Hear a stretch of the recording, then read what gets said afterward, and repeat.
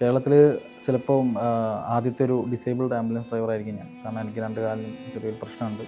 അപ്പോൾ ഞാൻ ഈ ഒരു ആംബുലൻസ് ഫീൽഡിൽ വന്നിട്ട് ഇപ്പോൾ 2 കൊല്ലമായി. അപ്പോൾ ഞാൻ ആദ്യമായിട്ട് ഈ ഒരു ആംബുലൻസ് മേഖലയിൽ അല്ലെങ്കിൽ ഈ ഒരു ആംബുലൻസ് ഫീൽഡിൽ ഫസ്റ്റായിട്ട് ഞാൻ കാലെടുത്ത് വെക്കുന്നത് ട്രിവാൻഡ്രത്തു നിന്നാണ്. അതിനുശേഷമാണ് ഇപ്പോൾ ഒരു 1 ഇയറായിട്ട് ഞാനിപ്പം ഇവിടെ എറണാകുളത്തുണ്ട്. എറണാകുളം ആലുവയിൽ കെയർ ആംബുലൻസ് സർവീസിലാണ് ഇപ്പം ഞാൻ എൻ്റെ ജേർണി ചെയ്തുകൊണ്ടിരിക്കുന്നത്.